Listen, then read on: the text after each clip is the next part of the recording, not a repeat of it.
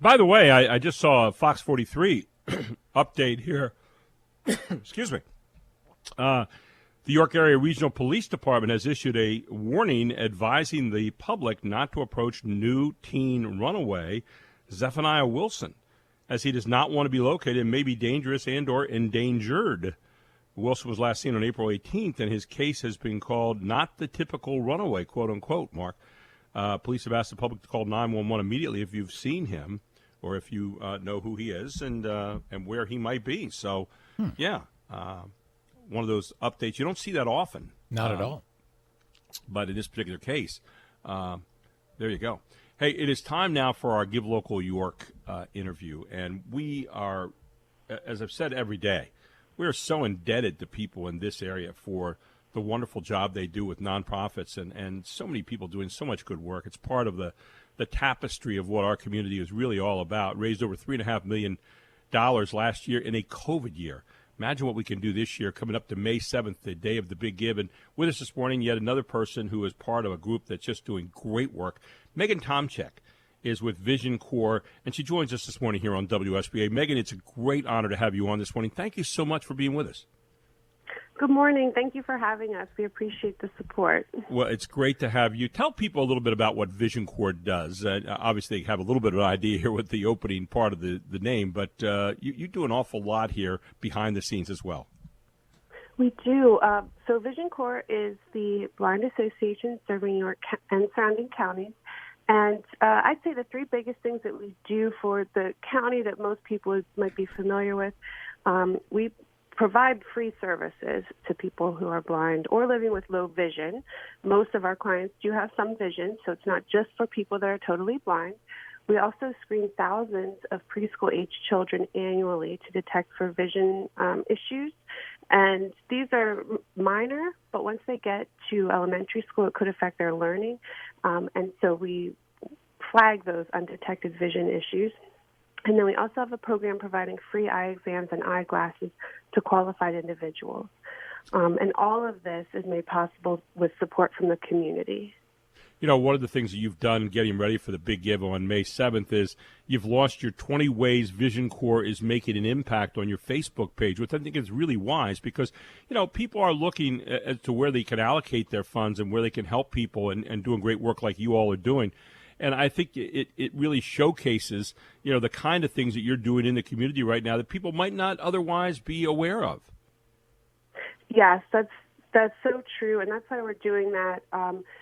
When we work here and work with this every day, we forget that it's not so obvious to the community what we're doing. Right. And, you know, a lot of places think we're a government agency, which we're not. The majority of our funding, we are self-funded, and from the community, of course.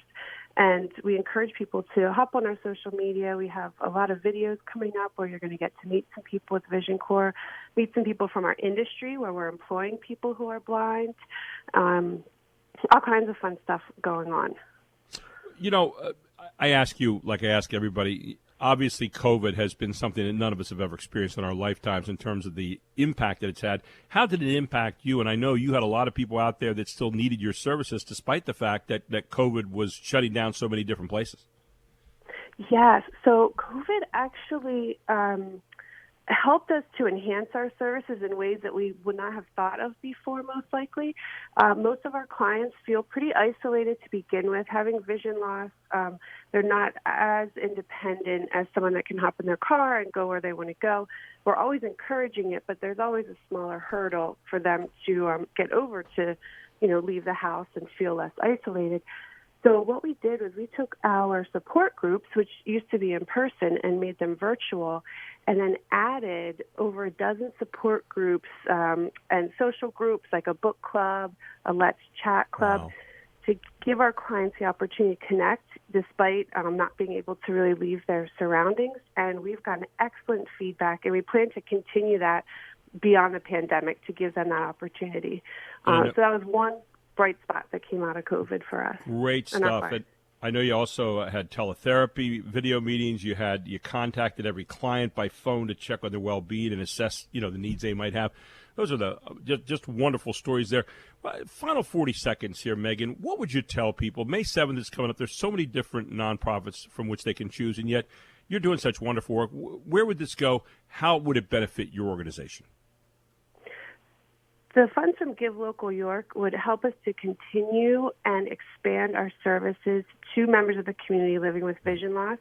That number is expected to grow in the next 30 years from where we are now.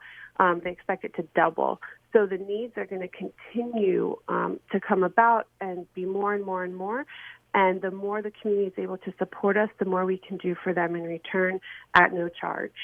Megan Tomczyk, VisionCorps, thank you so much for what you and your organization are doing, and I hope people will take a look at givelocalyork.org. And when you get in there, just search for VisionCorps. That's VISION, capital CORPS. They are just doing magnificent work, and I hope you'll consider them greatly when you decide where you're going to put those funds on May 7th, on the day of the big give. Can't wait for it, Megan. I know it's going to be an exciting time. And thanks for all the great work you and your organization are doing to help people out there with their vision. Thank you, Gary. Thanks for your support, and we thank the community. An honor having you with us this morning. Megan Tomczyk, VisionCorps, here on WSBA. It's 7:24.